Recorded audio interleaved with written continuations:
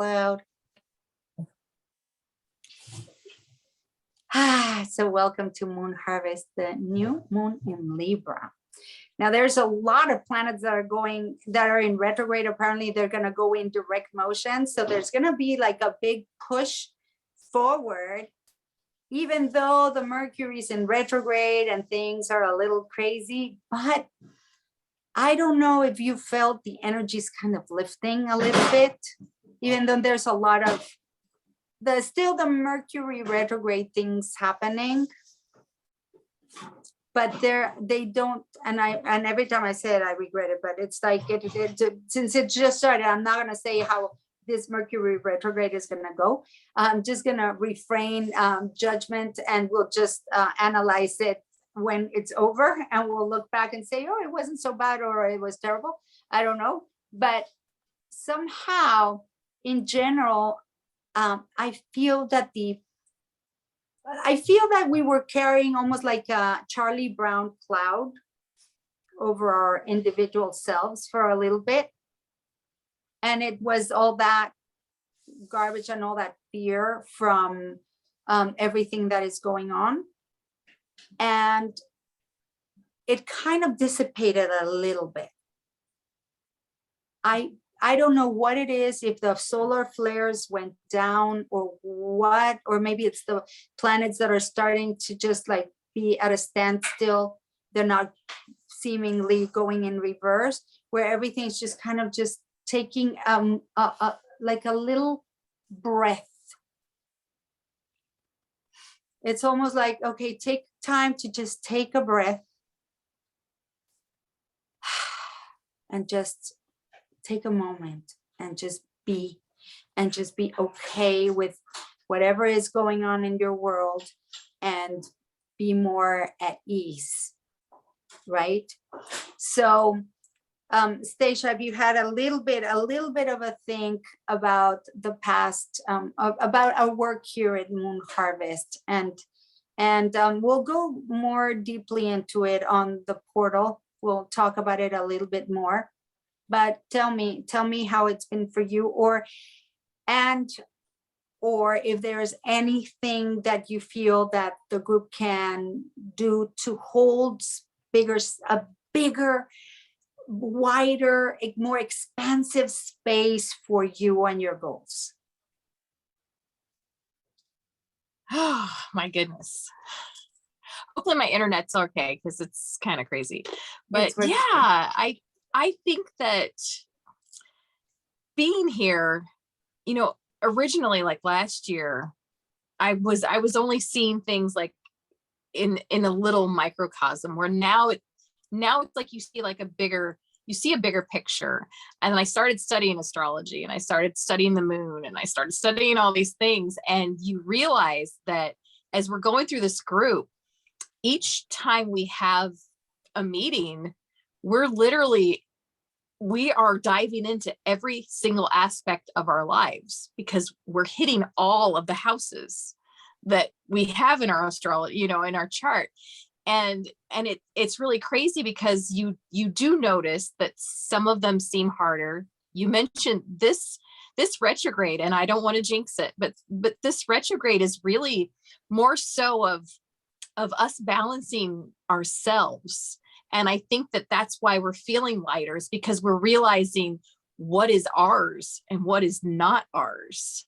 And I think that that's kind of, and I know not everybody's going to feel that way, and they're probably going to get hit with it. But being here is helping us to realize, as you're doing this work and you're seeing things from different levels, so to speak, you're able to maneuver through these energies so much easier. And yeah, I like that, just having that ability to dive into what each moon means, and each of its where it's setting, and it's out there in the universe. It's just really it's really expanded me to learn more about myself, because we're so connected to that and we don't realize it. So I like that. Yeah, that's really my take here, is just diving into like what it is with me.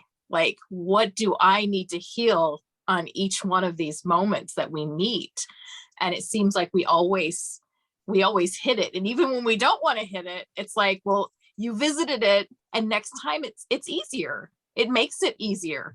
So each time we go around that cycle, it's like, okay, yeah, that was a little rough last time, but you know what, this time it's better. And so I'm just noticing more, I'm just noticing that I'm feeling more complete in myself, because I'm not turning to that external of, oh, what's going on in the news and what's happening here. It's like, no, how do I feel? And what is it that I need to, that I need to look at internally instead of externally? So I hope that made sense. But absolutely, absolutely. And how, and as inside, hermetic law says, as inside, so outside, as above, so below. Yeah. So when we start focusing, what do I need to do? What do I need to heal? Where am I finding the challenges in life? And we were talking a little bit earlier, and I was saying how I've gone through certain challenges, but even the house, like it sold, it didn't sell. And I realized at every point what was my emotional state, and I saw myself creating the reality that I experienced at every moment. And that is power, because I saw how fear changed the outcome. And I saw myself going into that fear, but I didn't fight it. I allowed myself, and I dove deep into the fear and say, okay, well, what is the actual fear? And it allowed me to understand that the total fear of what happened and the reason why the house didn't sell, and you're going to hear what it was, and you're going to say, what? Was the fact that at times, well, in an aspect of my life, when it comes to me delivering, I don't believe in myself enough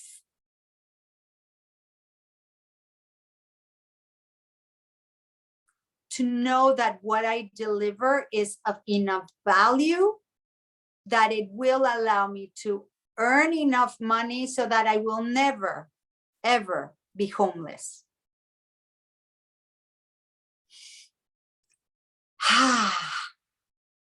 Right? It's not about being homeless.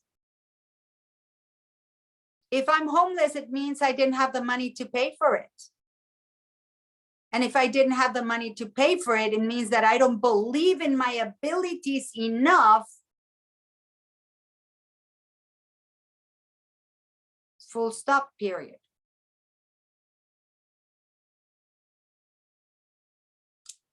So it was all about belief in myself. And you think, how on earth did you come to that conclusion? Well, it started like this. The house sold, and then I started looking for a place to live. And then my dad's partner said, I found you a place. It's amazing. It's going to be so cheap. And then he goes, it's not going to be so cheap. It's a tiny little egg, and he wants $2,000. I thought he was going to charge you $800, $1,000. And I thought, me too. And the guy's like, no, he wants $2,000 a month, which is more than what I paid for my beautiful home. And I'm like, I'm going to go out in the world and pay for more money than what I paid for my house. Well, the house that I pretend to be mine, because it's actually the bank's, but that's another story. Because when we have a mortgage, we feel like it's our house, but it isn't. It's the bank's. The day you don't pay, the bank comes and takes it. So it's not your house. Okay. So that's another fallacy. But whether it's rent or mortgage, I'm going to go out there and right now go pay more for a place to live than what I already, than keeping my house that I put so much effort into it, that I love, that I think it's beautiful.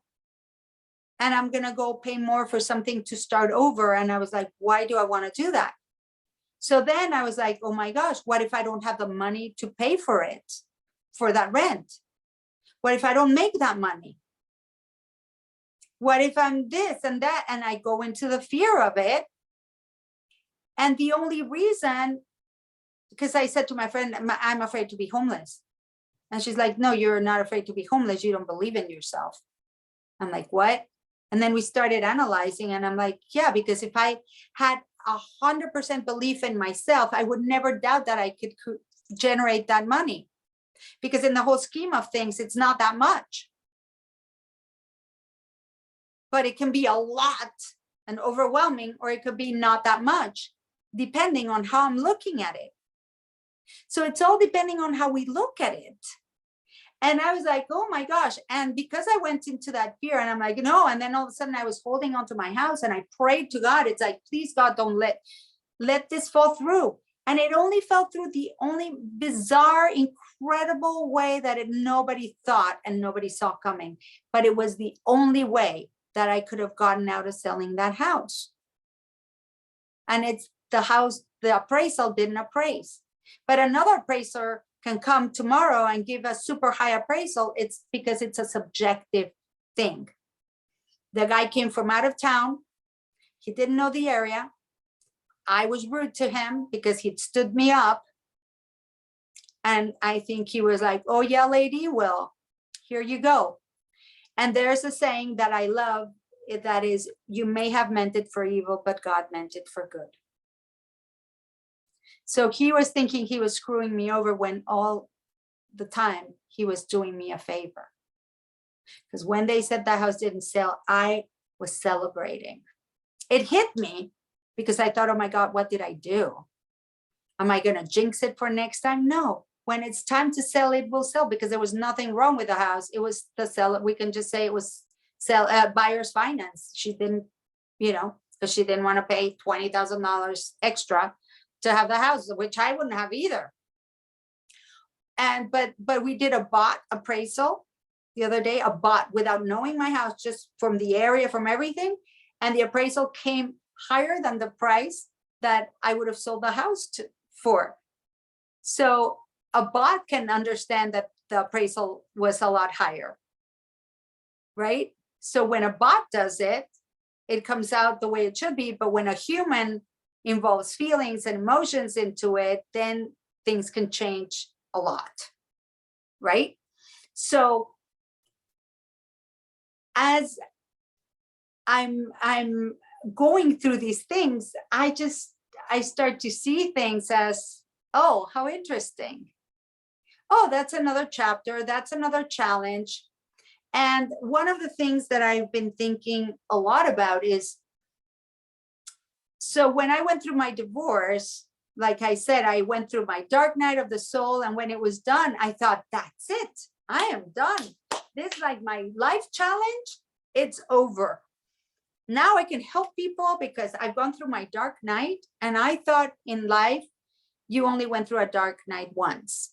And once you went through that dark night, you go into the light, and then you're like, hark the angels sing, and you're enlightened, and you're like, you've gone through your challenge. Now it's your turn to turn around and help other people go through their dark night and come out of it and expand and succeed and do wonderful things in the planet. And it turns out, surprisingly, I don't know how it happened, but I was wrong. I was mistaken. And so I had no idea that that particular dark night was just kindergarten. And it was the beginning of the rest of my life. And as I go through the challenges, now I'm like, I wonder, what's next? But with a sense of wonder. And that's why I choose that word. I wonder what is next. Because I'm starting to look at life with, oh, I wonder what a wonderful thing will happen. I wonder what challenges I'm going to go through, because I've never seen anyone go through life without any challenges. It just doesn't happen. And so if I can take everything that happens to me and take the lesson out of it and find the gift that it bestows upon me, then the challenge doesn't hurt so much. And the easier we can get through it, and the more we see, oh, that was another step in my ladder to wherever it is that we're going, or whatever it is that we're going to accomplish. But one of the things that has been amazing for me to experience is this process that was very microcosmic when we began. And it was all about me, my challenges, and my life, and how I want things to happen, and how I want to learn to and start like creating different realities, and how all of us who have participated through the whole year, how it's become like this egg that has hatched, or this seed literally that has taken its roots. And I feel like our own lives have been the roots, and we've gone in and it's like, okay, now we're grounded, now we're going to now sprout and then bloom into beautiful flowers. And those flowers are us contributing our gifts to the world. Whereas the roots have been our life, our challenges, how we navigate the past year and a half, how to handle the fact that we've had a very nice year, 60, time when other people have been suffering, and not feel that what's it called, survivor's remorse, or stuff like when people go in an accident and the one person doesn't die and they feel awful because everybody else died but they didn't, and they go through life feeling horrible.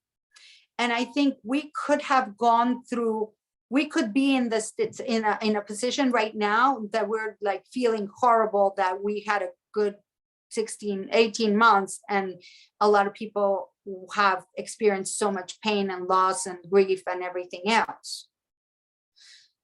However, it's interesting because all we have to do is look at our past years before the 18 months and see what we went through.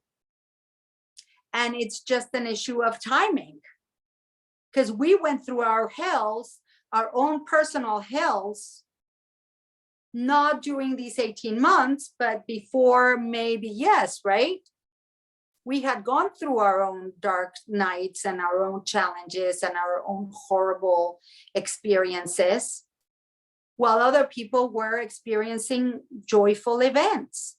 But we don't go, oh, you shouldn't be experiencing joy because I'm going through hell. However, when we are experiencing a good time, we tend to feel guilty that we're having a good time. So today we're going to remove any of that debris that may still be hanging around in our energy. We're going to just release it and let it go, and understand that the stronger our root system is, the stronger our foundation, the higher we're going to grow and the more we're going to bloom.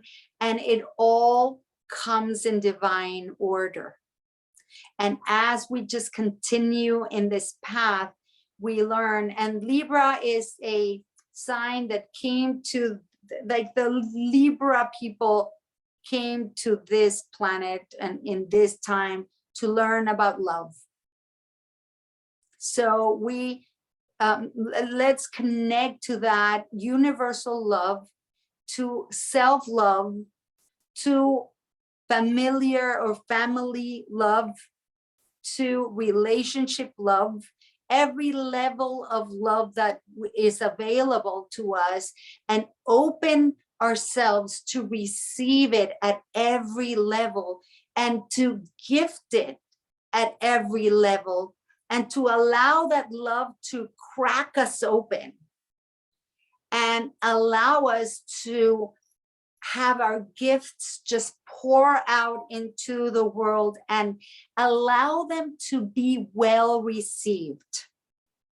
Because there's also the issue of timing and the ability for people around us to receive it.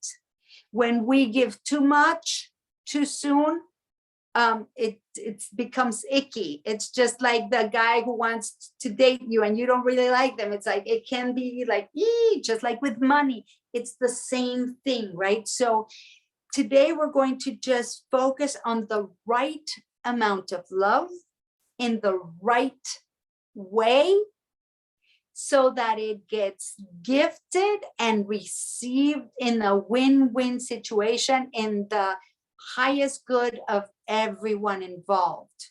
Because there's nothing more sad than to give your love and have it not be well received as well. And the thing is that we're givers, right? And there's nothing worse than us giving love, and feeling that that love is not coming back to us in enough quantity, in the right way, in a way that makes us feel appreciated. It's like even our love languages don't match, right? When people are trying to give you their love and you're like, well, I don't understand that as love. Like, for me, it would be better if it were like this. And it's like, so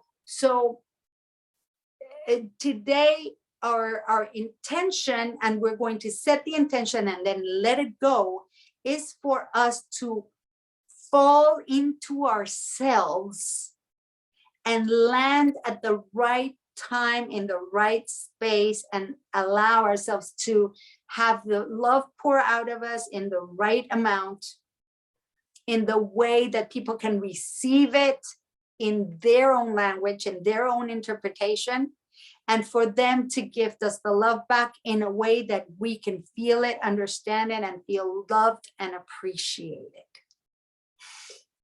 So let's take a full cleansing breath. Well, let's do 3 of those and say hi to Harry, who has been tuned. He's so beautiful. And I started doing this. I've been working on this for over a year. Since I got him 3 years ago.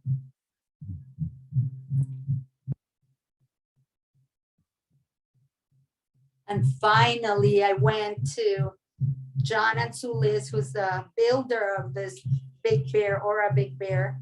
He actually didn't build this one. It was his apprentice, Rebecca Page, but it's an Aura. And he said, well, you'll either do it or not. And I said, I'm not going to be one who doesn't do it. And it's like when a wine glass, when you put a little bit of water, but it can't be too much water. It can't be too little water. And it started happening.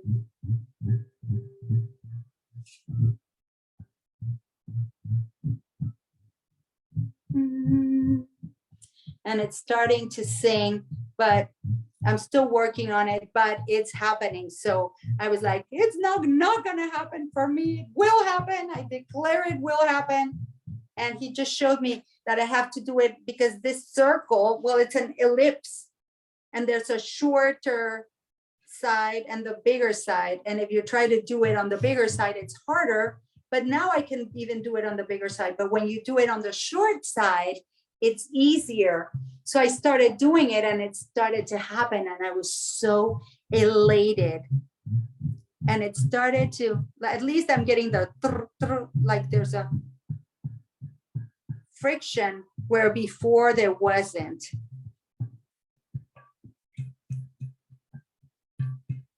Well, today it only wants the little friction there.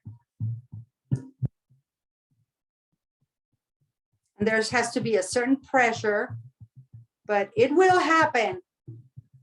Anyway, I'm gonna let it be for today if it doesn't happen now.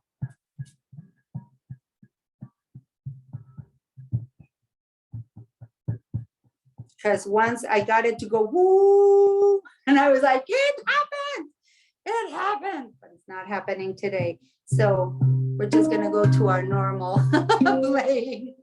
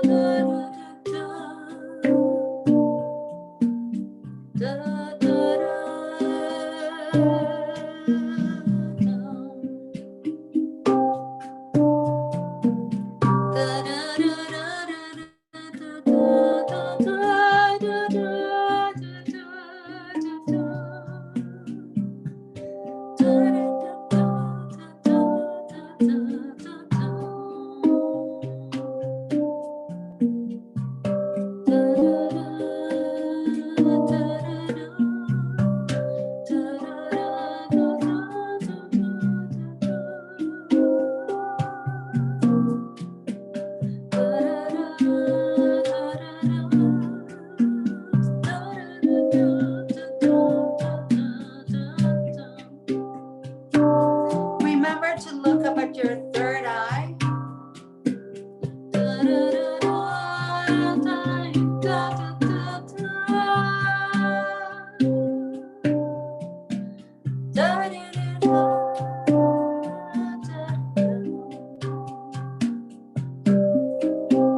Feel the edges of your body from the inside out.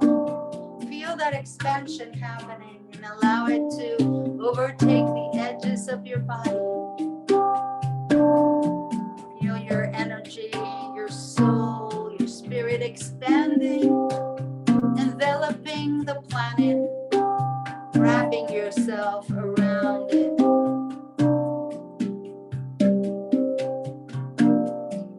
Imagine that you have a tiny little sphere in the palm of your hand. And you're going to envelop it with your hand and just love it. Do the same thing with your energy.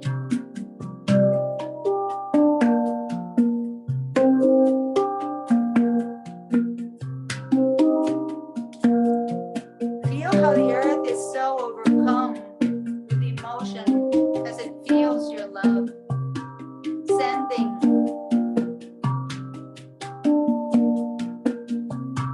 exponential amount of love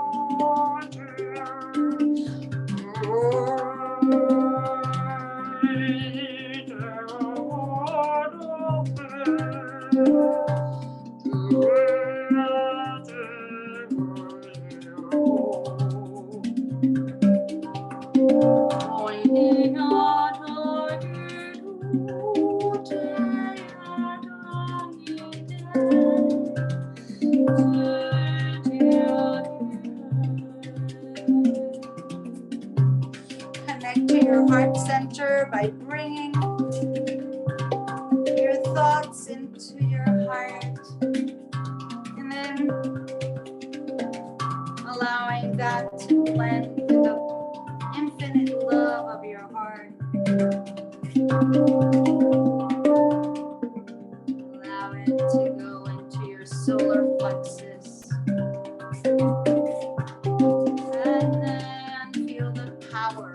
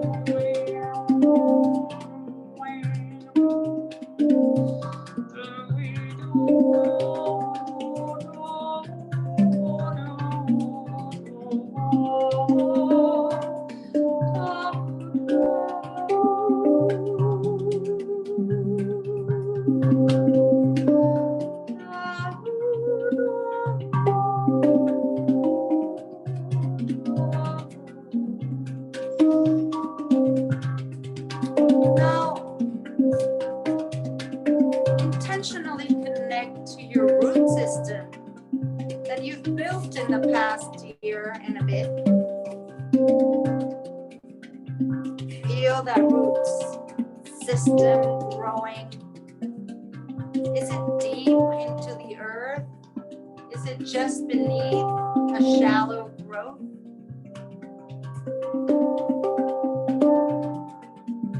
If it's too shallow, commit to it going deeper, further down into the earth to create a better, more grounded platform.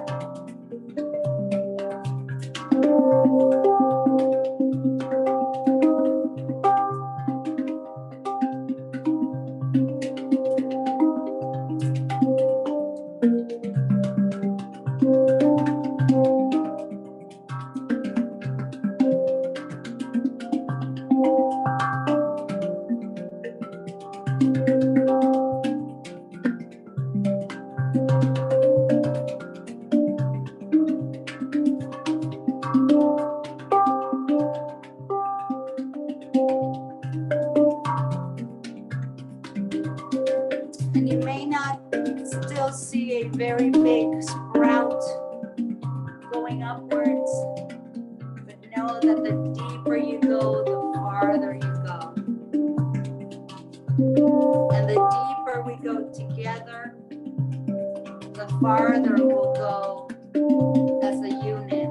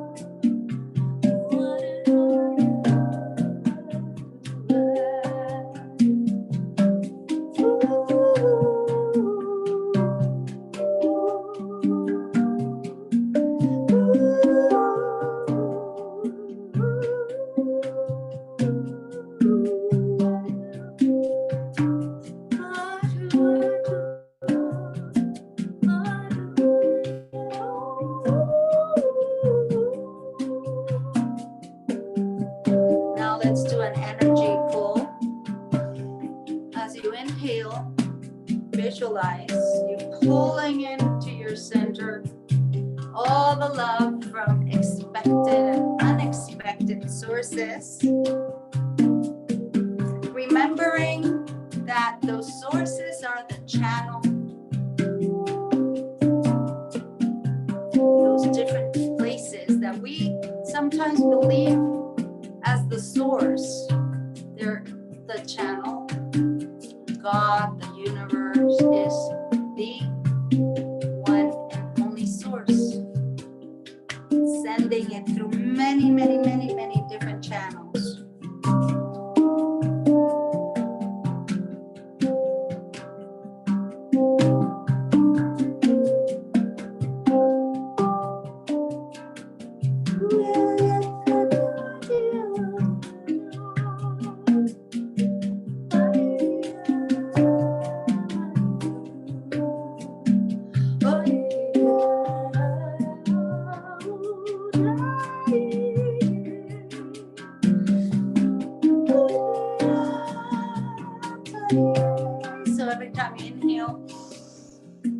Pull in the love. Visualize it coming from source through all these myriad of channels.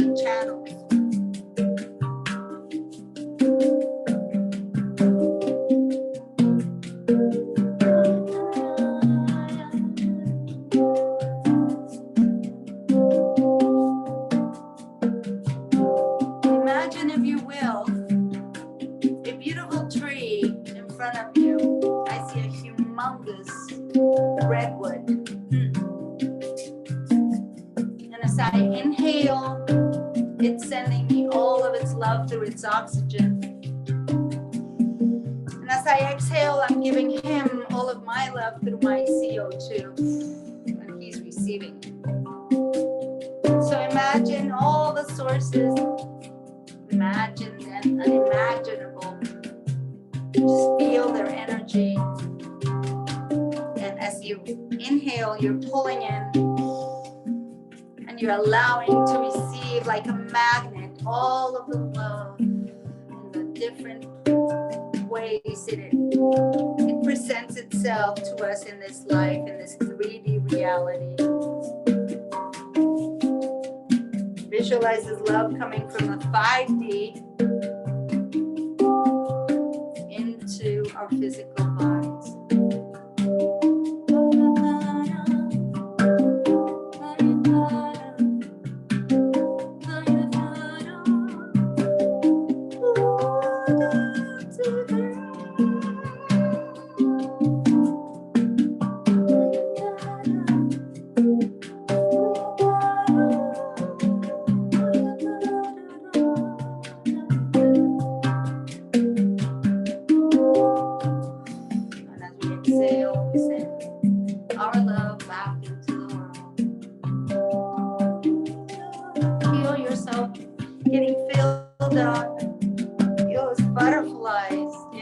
Excited in your tummy as you feel the love, feel the goosebumps in your skin from all the wonderful, unexpected sources that will be coming your way, being made apparent very soon in this 3D reality.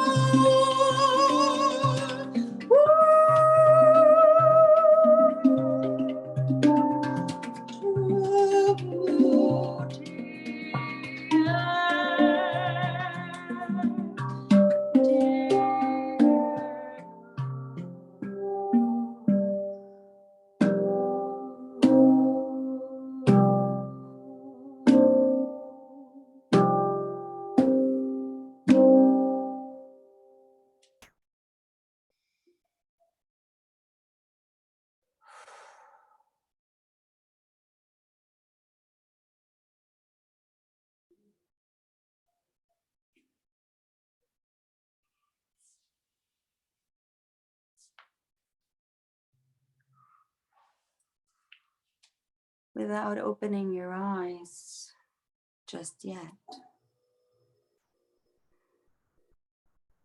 In the last inhale, as you bring all that love in, imagine you closing all your energetic centers, all the orifices in your body, seal them all up and hold that energy within you for a few moments. And as you exhale, you'll just feel yourself filled up with all this infinite love. See it pouring into your root system to allow it to be even more grounded.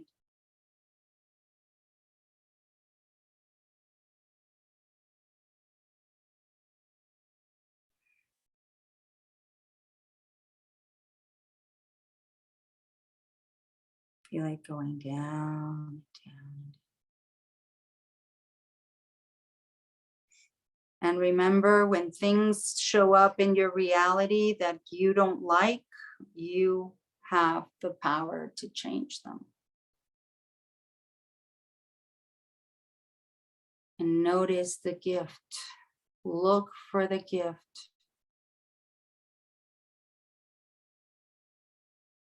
You notice that your vibration starts to dip or start spiraling down into the depths of the fear or despair or hopelessness.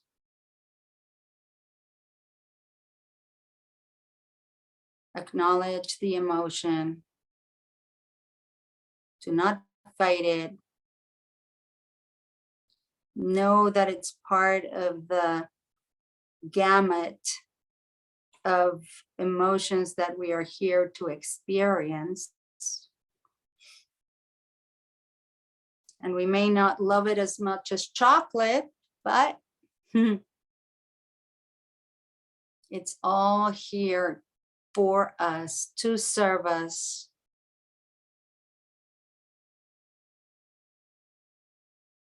Find the gift. And allow your vibrational frequency to rise all over again.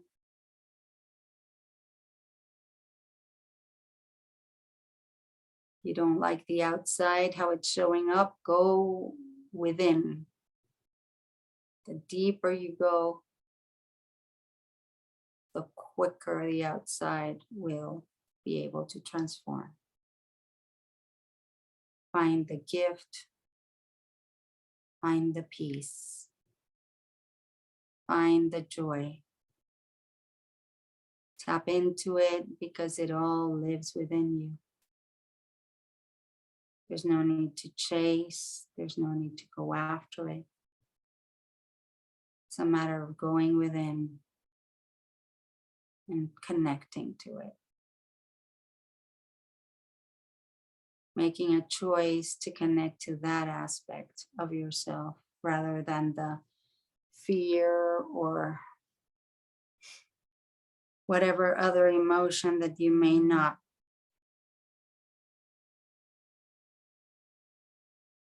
desire, and that it'll bring your vibrational frequency down to a lower scale.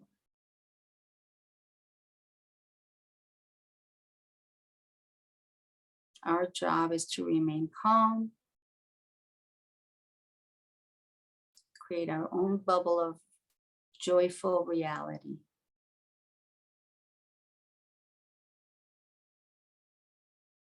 Whenever you're ready, wiggle your toes.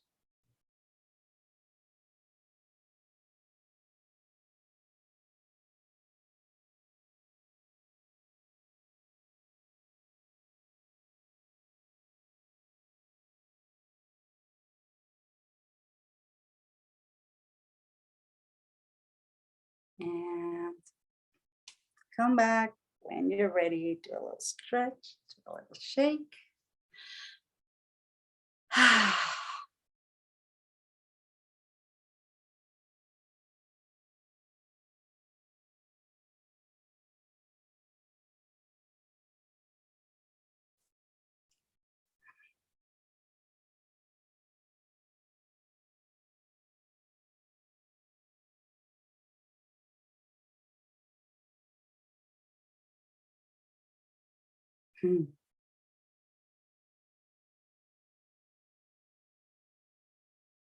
How are you feeling, Stacia? Away with the stars. I was like, we don't want to come back. Even after I stopped playing, I'm like, oh my goodness, this feels so good. I feel myself just, and it's interesting. I've been driving for so long that I get that motion thing, right? That my body keeps moving forward. But now I'm just like, oh my gosh, I realized that when I manage that and just keep it within my energetic field, it actually creates a lot of expansion.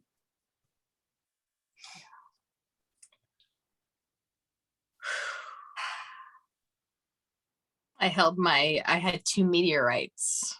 So I had my zircon and I had my moldavite. And at one point I felt like my arms, like I just was like,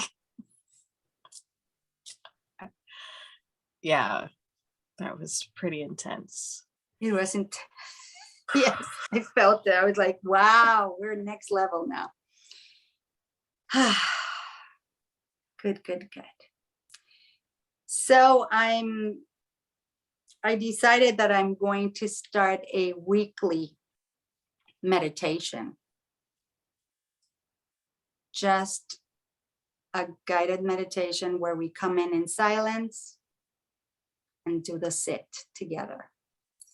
Because I don't know if you guys have kept it up, but sometimes life gets in the way. And when we make a commitment to come, they're feeling better. Hi. Hi. That sounds like they're feeling better. Oh, I thought it was Sandra. It's Julia. Hi, were you here? Yeah, I was working. I just got home. Ya acabé. Were you able to come in or did you just come in? Came in at the end of the meditation. Oh, good, good, good. I didn't want Hi. to interrupt. Good. I How are didn't you, know that ladies? you were here. Doing great. I'm gonna turn the recording off. Hold on. If I can do it here on this phone. Yes, I can.